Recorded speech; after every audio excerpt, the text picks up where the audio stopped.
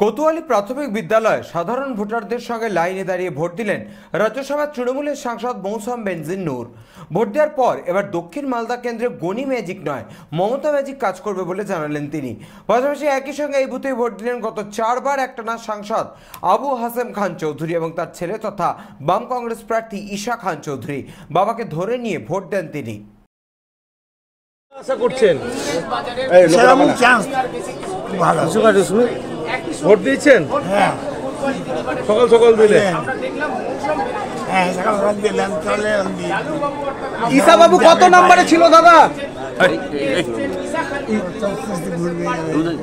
অনেকদিন পর আপনি ভোটে দাঁড়াননি, ঈশা খান ভোটে দাঁড়িয়েছে, কতটা আশাবাদী ছেলেকে নিয়ে? খুব ভালো,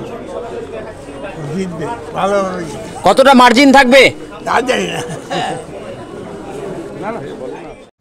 এবার ঈশা খান চৌধুরী ক্যান্ডিডেট হয়েছে, উনি নিজের মতো করছেন। আমরা তৃণমূলের প্রার্থী যারা আছেন ওনাদেরকে সাপোর্ট করছি, ওনাদের হয়ে ক্যাম্পেনও করেছি এবং আমরা খুব আশাবাদী যে মানুষ ওনাদের পাশে দাঁড়াবে এবং ওরাই জিতবে। একই বুথে তো আপনাদের ভোট পরিবারের সবার? হ্যাঁ, মানে ডালুবাবু, ঈশা বাবু আপনি এক বুথে ভোট দিবেন? একই বুথে ভোট আমরা প্রত্যেকবারই দিই, এবারও দেবো। কিন্তু ভোট ডিফারেন্ট পড়বে? সে তো প্রত্যেকবারই পড়ে, 2019 সাল থেকে প্রত্যেকবারই আলাদা ভোট পড়ে, সে লোকসভা হোক, বিধানসভা হোক, পঞ্চায়েত হোক। এইবারই প্রথম লোকসভায় আপনি প্রার্থী নান দীর্ঘদিন বাদে, না। এটার অনুভূতি আজকে কি পরিকল্পনা?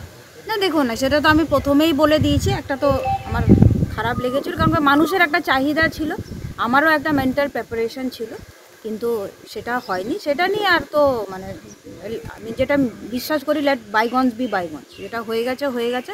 আগামী দিনের কথা চিন্তা করি। আমি তৃণমূল কংগ্রেসের একজন সৈনিক, দল যেটা সিদ্ধান্ত নিয়েছে সেটা মেনে নিয়েছি এবং আজকে আমাদের প্রার্থীদের জন্য ভোটও দিতে যাচ্ছি। ভোট দিয়ে কি বাড়িতেই? ভোট দিয়ে অফিসে বসবো, যদি চারিদিক থেকে ফোন কলস আসে, সব দিকে সঠিকভাবে শান্তিপূর্ণভাবে ভোট হচ্ছে কি হচ্ছে না সেটা একটা মানে ফোনের মাধ্যমে, যেহেতু তো ভোটের দিনে তো সেইভাবে ঘোরা যায় না, আমাদের শুধু প্রার্থী আর ইলেকশন এজেন্ট ঘুরতে পারে, তো সেই দিক থেকে আমি অফিস থেকে খবরাখবর নেব। ঠিক আছে, এটা গণতন্ত্র, দেশে বিভিন্ন লোকরা বিভিন্ন চয়েস নিতে পারে, কোনো পার্টি চলে আছে। আর ডালুবাবু তো এবার আমার নাম প্রস্তাব দিয়েছেন দাঁড়াবার জন্য।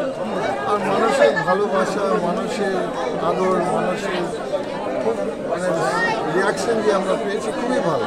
আশা করছি যে আশা না, মানে এমন যে হওয়া তুলেছে মানুষ, সাধারণ মানুষের আশীর্বাদ, মানুষের দোয়া আমাদের সঙ্গে। গতবার আপনি আর মৌসুম লড়েছিলেন, ভোট ভাগাভাগিতে বিজেপি জিতেছিল, এবার আপনাদের অবস্থা? না, এবার ওই ভাগাভাগি, এটা মালদার ভোটার, সাউথ মালদা এবং north Malda voter tactically vote দিচ্ছে, ওরা ভোট ভাগাভাগি করতে চাইছে না। এবার এনআরসি সিএ ইস্যুটা আর নেই, এটা পাবলিক বলছে আমাকে ঘোরার সময় যে এনআরসি সিএ ওরা ভয় করছে না, ওরা মনে করে এটা ওদের ভোটকে ব্যবহার করে ভয় দেখাবার জন্য ইউজ করা হয়েছে সিএ এনআরসি গল্প।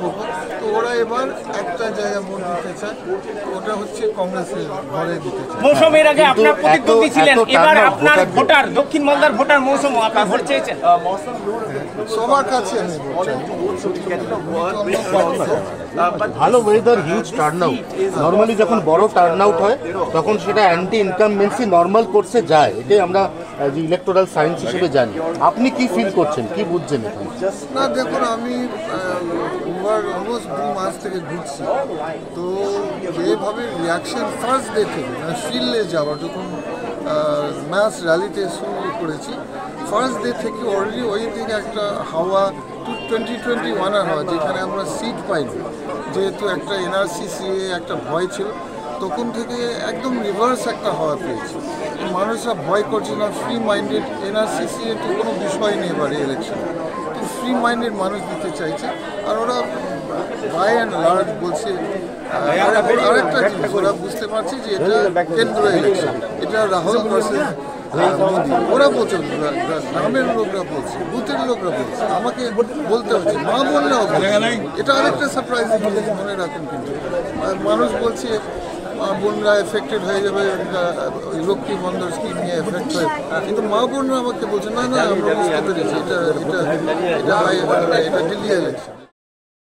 Bureau report, channel 24/7। মসনদ দখলের লড়াই 2024 দেখতে চোখ রাখুন চ্যানেল 24/7 এর পর্দায়।